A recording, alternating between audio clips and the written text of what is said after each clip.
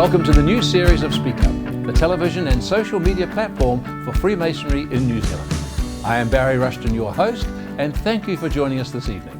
My first guest this week is a most interesting newly initiated Freemason who has been a teacher, a public broadcaster for many years, and now a Hamilton City Councillor, Brother Mark Bunting. Following him, almost by accident, is an old friend of his, another new Mason who has accomplished much in many fields, but is still very unsure what he wants to do in life when he grows up. My friend also, Brother David Ward. And rounding out the show will be our regular contributor, Graeme Houston, on people, places and events in Freemasonry throughout the world. But first up, Mark Bunting. How do you do? Thank you for coming by. Thank you for having me. Great. You know, I'm delighted that you're here and our next guest after you, David, because the last season we had the most distinguished Freemason on, most worshipful Brother David Mace, who's been around forever. Everybody knows him. Yeah. And today we've got perhaps the two newest joining Freemasons in the Hall of New Zealand here. So I just love that change. It's been great to feel young, I can tell you. Great to be here. Tell me, you've had an interesting sort of life all the way through. Started in Dunedin and came to Hamilton, but you're a school teacher, a broadcaster, and now a local politician. Yes. Tell us how that's gone. Done something wrong in my life, haven't I? But it all started many moons ago. I was brought up in a little place called Waipiata in central Otago, and my dad was a Freemason and at Mount Ida in Ranfurly, and he sort of went through, disappear off with his briefcase, and we went there. He was the education officer at a borstal in central Otago, and eventually we ran out of crime basically, and went down to Dunedin and went to varsity and became a school teacher, and Dad was very proud of me being a school teacher because he was as well. And we had planned that we were going to graduate with our degrees in the same year and walk across the stage. But during my first year of teaching, just before graduation, Dad passed away suddenly. Oh, man. Yeah, and so I kind of walked across the stage for him. Yes. And then it was later in that year, I was sort of questioning what I was doing with my life. And a fellow who I'd worked in part-time radio with many moons beforehand started a little station in Hamilton called The Rock. And he said, he just rang me at lunchtime one day. I was at Sinclair School teaching, and he rang me and said, look, I'm starting a rock station in Hamilton. Would you like to come and be my breakfast jock? And I thought, oh, heck, I've still got another year to go of my teaching before I'm certificated. It's taken me 5 years to get to this point. Dad was very proud of it. I don't even know where Hamilton is. I've been to the North Island once. And so I said yes, straight away. And as you would.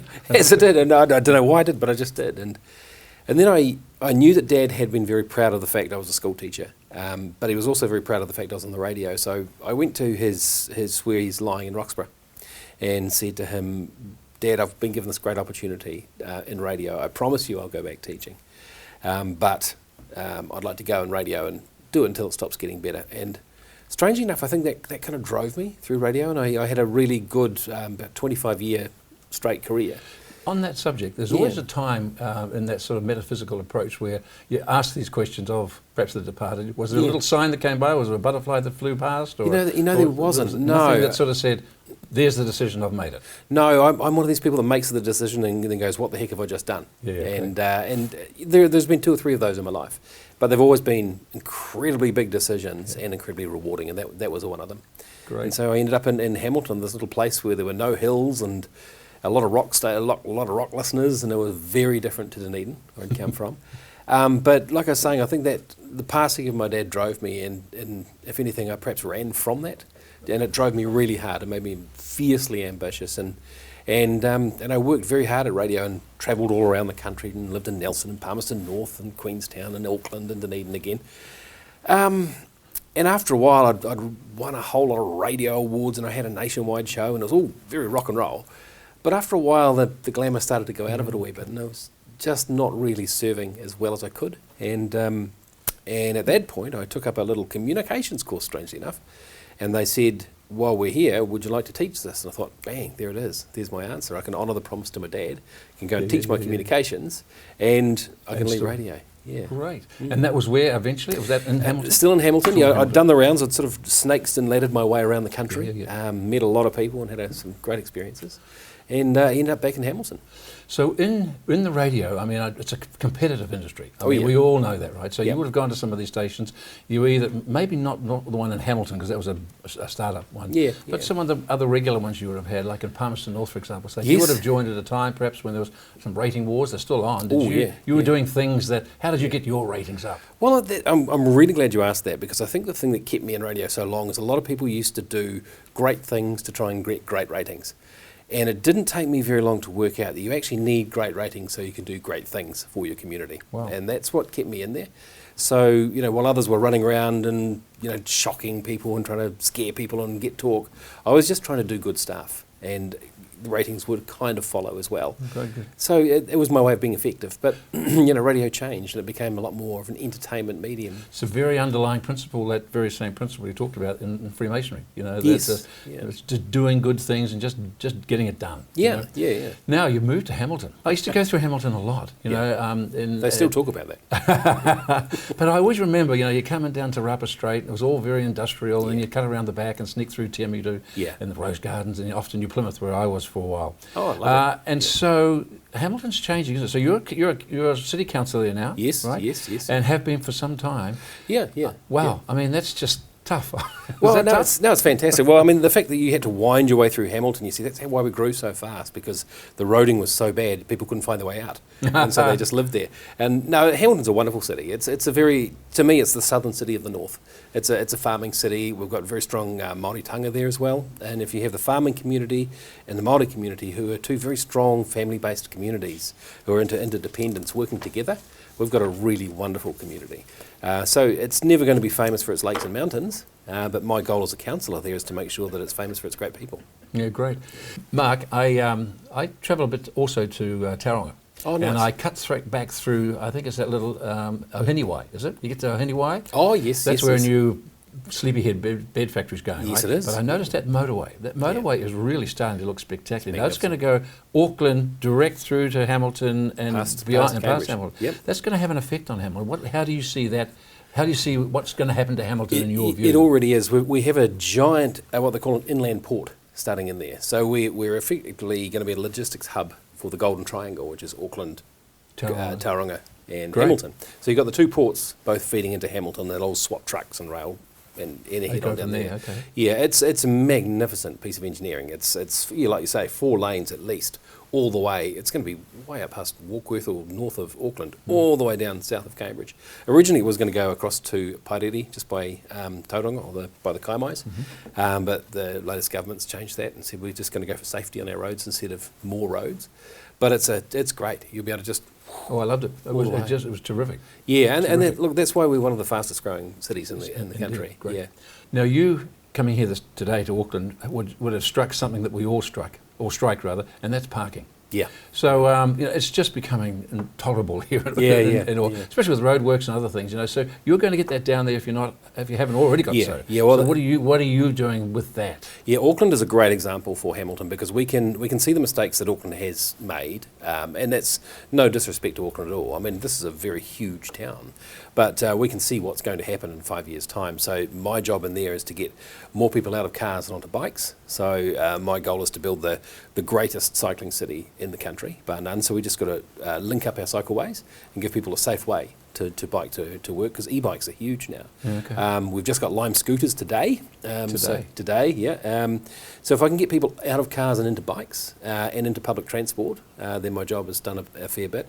And it's a lot easier because we are growing so fast. We're growing by 40 people a week.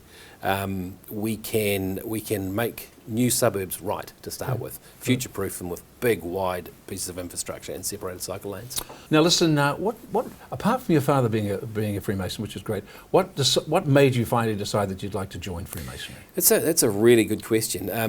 A mate of mine, Daryl, we used to rent his beach house, and at the time, you know, I've been a broadcaster and I've been a city councillor, and I won a thing called a civic award, and that was for services to the community. And I felt like an incredible fraud, because people would say, "You're a great community man. You're out always hosting stuff. You're always doing things." And I used to feel kind of bad in my heart because that was my job. I got paid to do that, and all these other people were giving to the community and not getting paid. And I would turn up at weekends and things. And it's the same with being a councillor. You're required to go to these things. And people say, oh, you're great in the community. I'm thinking, well, that's my job. My mate Daryl, who has this beach house, I used to watch him, and he used to be always giving and doing for people. He'd teach other people's kids to drive. He'd be chopping firewood for people, mowing lawns for people, putting spoutings up for people. And there was something about that really attracted me. And I thought, that guy's just giving. And I said, what's that about? He says, it's lodge. And he says, we're taught to give from the heart, not from the hand. And I thought, I want to learn how to do that. That's what I want to learn how to do. And yeah, so I said to him, well, you know, Dad was a Freemason, and perhaps I'd like to come and see it. And then you'd be wandering down the street of Hamilton, and people would come out from dark corners and say, I hear you're joining the craft. And it was like, whoa. Wow. Yeah, well, there was a parking warden friend of mine, and a guy who has a music store, I had no idea that they were Freemasons. And so I went and did my initiation and loved every minute of it. You see, you know, as you're finding out, I'm sure, just being recently joined, that it's, you know, Freemasonry is steeped in tradition and history, which is all and pageantry, and it's all wonderful, you know. Yes, it is. Yeah. So as a young person, how do you think the younger people, you know, how are they going to make or keep Freemasonry relevant in the 21st century? Look, how do you see that yourself? I think this Speak Up program, I got talking to most very worshipful the Grand Master, huge master, yes, Mark Winger, yeah, about this very thing, and he's very into the Speak Up. And I think that's fantastic, because when I was a young fellow, I used to ask Dad about lodge, and Dad used to pride himself on not telling you what was happening. What's in the briefcase? He'd say, a wigwam for a goose's bridle, you know, expecting that would make me want to go. My son, who's 11, asked me about lodge, and I said, mate, it's a fantastic thing. Here's what you do. You go into a room with a whole bunch of guys. You don't know anything, and they know all these words, they know all these things called charges, and there's these grand masters, and it's magnificent. He goes, Dad, I really want to join. I really want to get involved. I said, well, just keep up the appetite. And I thought that's what kids now are demanding. You know, we need to talk about it, because I personally think this is one of the greatest things for men's mental health that there is in our society at the moment. Mark, you mentioned hearing the Grand Master. And he spoke about Freemasonry, and you went, oh, this is great. You know, apart from coming on this show, of course, which how do you think that younger people, or even established Masons, how do you think they can actually speak up for Freemasonry? People like me, you think? Yeah, yourself, yes. I think it's, people notice a change in you when you've become a Freemason. Like, you're talking with Dave shortly, you know, and I could think of a no finer candidate than him. He's already got those sort of qualities. But it's people... I just think it's going to get bigger naturally because of what it offers in this day and age. And like I mentioned before, when it's tough being a man at the moment, and when there's something in there that can give you inspiration, something there that's bigger than you, something that's very, very old and traditional, it's going to draw people to it. It really is. And I love the fact the shackles come off the secrecy these days. Exactly. So the lodge you belong to now in Hamilton is Lodge Waikato? That's right, 475. 475. I think we should actually give a little bit of a shout out to the brethren. Yep. Who's the master there? Adrian de Bruin. He's been master for about 2 months now. So yeah, he's doing a great job. And of course, brother Daryl Gray he's been very kind to me and drags me in and drags me around. And yeah, they're a really great bunch there. Well, Worshipful Master and the Brethren of Lodge Waikato, number 476. Five. You can be proud of your new entered apprentice, short to be, I'm sure, a fellow craft. Thank you very much. Well, it's been great having you on the show. Thank you. Thank you. Enjoy your Freemasonry. You're going to be a great Freemason for the craft. Good. I look forward to it. Thank you.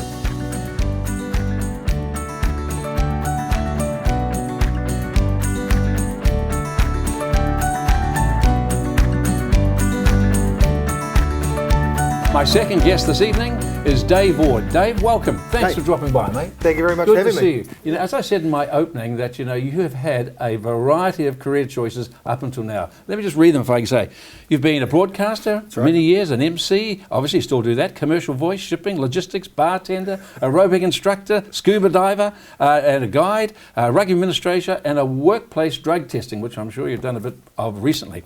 It appears to me is that you've reinvented yourself, more times than sort of Elton Elton John and David Bowie. That's exactly right. But even till today, you still say you haven't quite found what you're going to do when you grow up. That's exactly right. Tell us because I know that's a common thought. Yeah, it's especially when I get to sort of towards my middle ages now. I'm 42 now, so some people say I'm really old, but then they see pictures of you, and then, you know. But no, look, I'm never going to die wondering. I see life as a bit of an adventure, and ultimately I would like to see a career, a long-term career in something, but I don't know that I've actually found what I really want to do long-term yet, which ironically I'm halfway through my working life.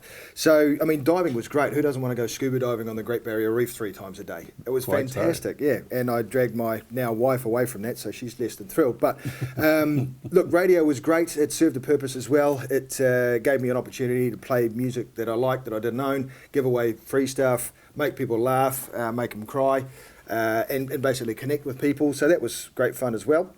I chose to get out of that particular industry for varying reasons, but it gets to a point where you try a career in something and then it runs its natural course, and then, well, what's next? Mm-hmm. Some people are very fortunate and they find it early and they get to have 10, 15, 20, 30, 40 years in something. For myself, I've sort of always gone back to shipping and logistics because I'm good at it. Yeah. That's been the safety net. But the other things are all the things that I've tried so far. All good. They're all good things, and Fun they're all stuff. deal with people. You know, I love statistics and I love truisms. You know, and there's a truism that once said that statistics are like bikinis, ladies' bikinis. What they reveal is interesting, but what they conceal is vital. You know, and it's true. There's a statistic that says that often about 80% of people are actually doing a job they don't like. Which is incredible, really, isn't it? And so obviously you're still finding the one that's going to be great for you. That's right, and it's also a little bit sad too if people are in a position where they are in a job that they hate, but they feel like they're trapped. And I think that over the course of my working life so far, as I say, I started when I was 16 and I'm 42 now. I've been quite lucky to find industries where it's been a personable sort of a connection with people, where I've been offered a job rather than actively seeking out something else. Yeah. Right. So that in itself has been good, but it's been the relationships that I've built that have always stemmed from other things. Right. Stemmed to other careers as well. So right now I run a warehouse and there's 3,500 pallets in it, and it's the national operations for a paper and packaging company. Yeah. Do I wake up every morning and think I'm excited about paper cups? No, I don't. It helps pay the bills though, and it's, you know, the fact that it says warehouse manager on my job title is now a good thing to have. Okay. But the commute from the North Shore to the airport is a big one, and I spend more time in my truck than I do with my kids. So. That might change. Exactly. So it fits its purpose at the time, but I'm always looking to make sure that I'm in the right sort of frame of mind. Now, your two grandparents, yes, or grandfathers, yes, sir, Henry and Hank, right? Which is right. Henry too. Yeah. So if you'd kept going in the family, there could have been a Henry VIII. That's right. Right? Could have been. That's right. That's right. But you didn't know this, did you? But when they were alive, but you found out after they'd passed that they were both Freemasons, right? That's right. Both of them. Yeah. So consequently, do you think then that Freemasonry sort of did itself a bit of a disservice when they sort of kept things, you know, more secret, more so than today when we're actually having this program for a start called Speak Up About Freemasonry? Yeah, I do. Yeah, absolutely. It's a very fair call. I think that there was a certain stigma that was brought around Freemasonry by perhaps my father's generation.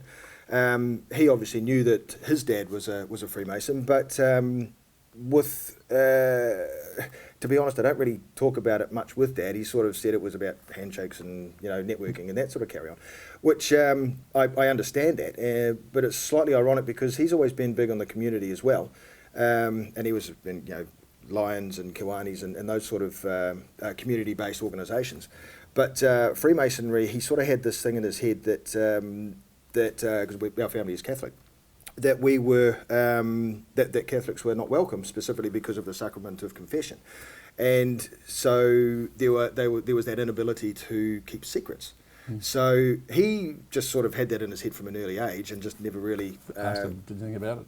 Didn't do anything about it. So I think you were telling me also that you were slightly piqued by some of the mysteries and hidden things in Dan Brown's book, right? Did Absolutely. you sort of always have a bit of an inkling for that sort of mystique already before you thought about Freemasonry? Yeah, I did.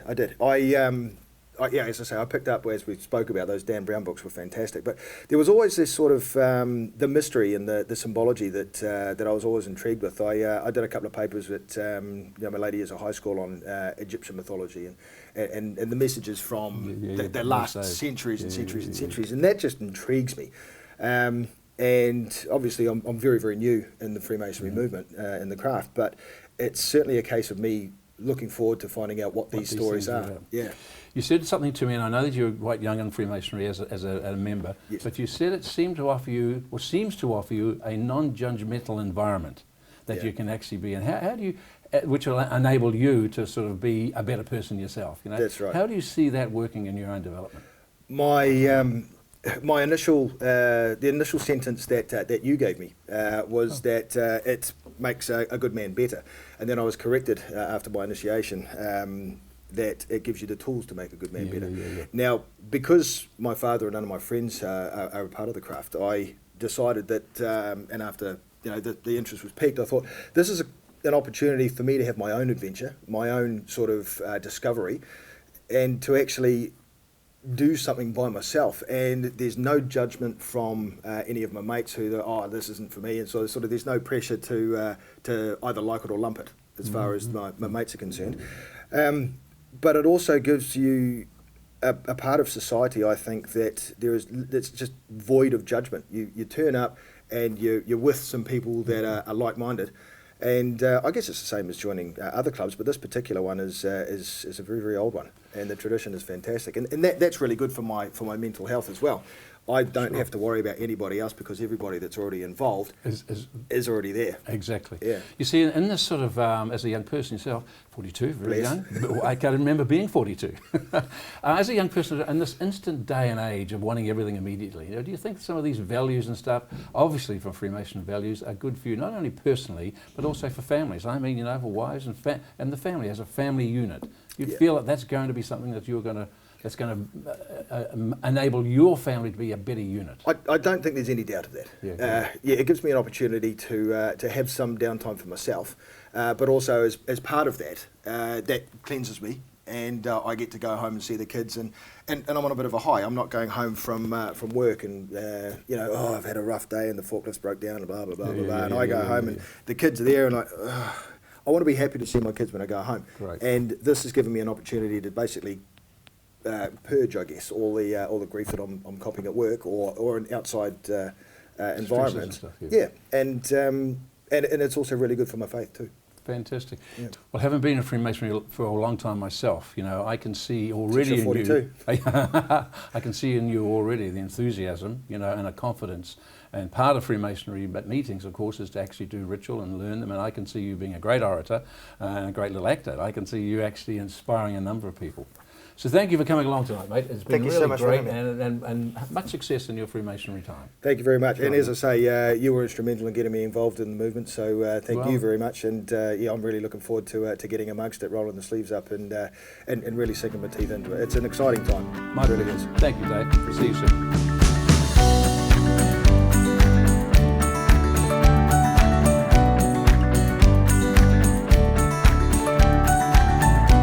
Graeme, welcome, mate. 2019, the second series. Isn't that great? Isn't it exciting? Isn't it very exciting? Good to see you again, mate. Thanks, Barry. What have you got for us today? Well, I'm going to talk to you about an organisation. Right. Now, just recently, a Professor Brett Delahunt, ONZM, and a Fellow of the Royal New Zealand Society, and a very prominent Freemason, was awarded the Hercus Medal by the Royal Society of New Zealand for research into kidney and prostate cancer. Okay. Which made me think, well, what really is the Royal Society and what is its connection to Freemasonry? Yeah, I've heard of the Royal Society a lot. Yeah, well, it was an organisation that was formed in November 1660 in the UK with the purpose of promoting science and its benefits, to seek global assistance, to get public engagement, to support outstanding science and provide scientific advice. Okay. But what made it interesting about the establishment of the Royal Society and made it different from many others, because now it's about 359 years old, was that it was founded by 12 men.